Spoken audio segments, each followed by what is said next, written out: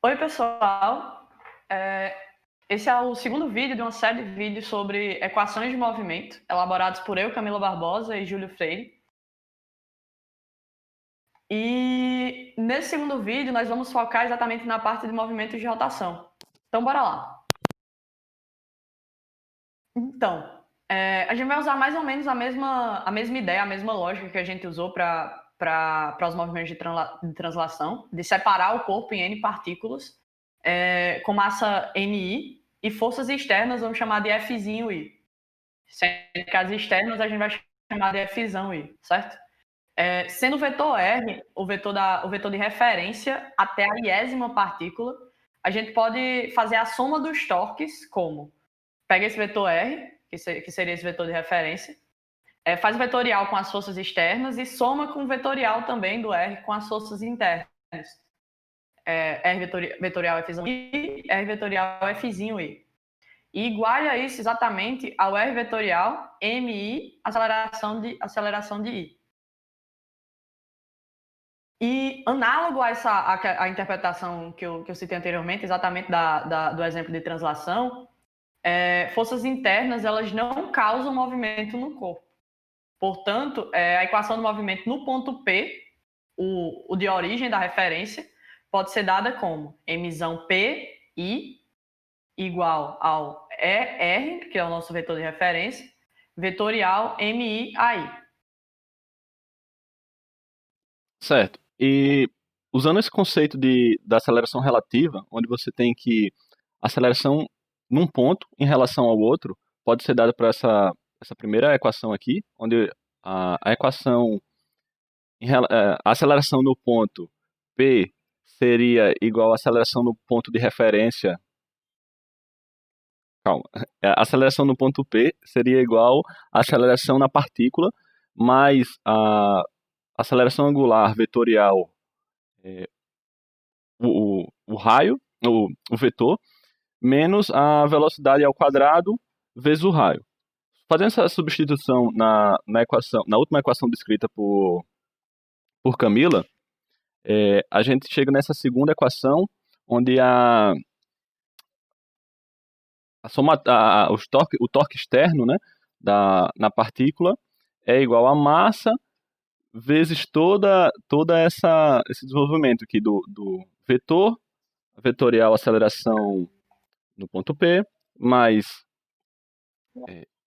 o vetor vetorial, aceleração vetorial, o vetor, menos a velocidade ao quadrado, que multiplica R vetorial R. Lembrando aqui que o R vetorial R, né, quando você tem um vetor vetorial ele mesmo, um vetor paralelo, esse resultado é R.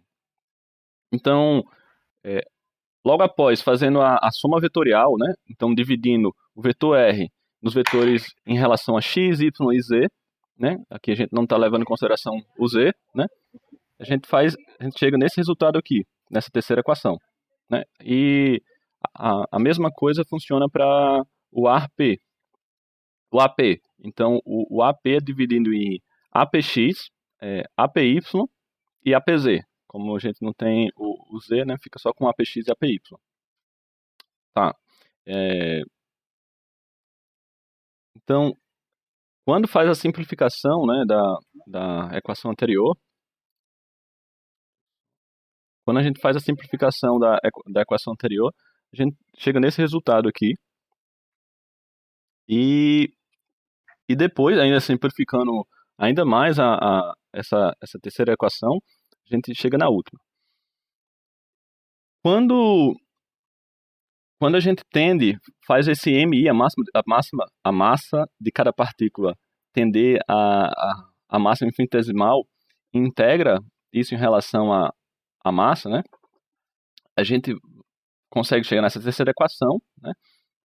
E o primeiro termo é também conhecido como o termo que você localiza, você localiza o CG em relação a x. O segundo termo, você localiza o CG em relação a y. E o terceiro termo é conhecido também como a inércia do corpo em relação a eixo z.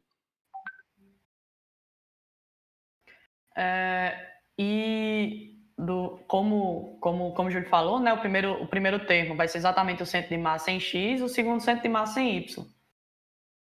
Então, estando a referência no centro de massa do corpo, esses dois termos são nulos e a gente resta apenas exatamente o momento de inércia. Então, em relação a Z, o momento de inércia em relação a Z. Então, simplificando esse resultado, a gente tem exatamente essa equação exposta aqui. Soma de mg vai ser igual ao momento de inércia vezes o alfa. Essas foram as referências. Essas foram as referências utilizadas para a elaboração desse conteúdo. E nos vemos no próximo vídeo.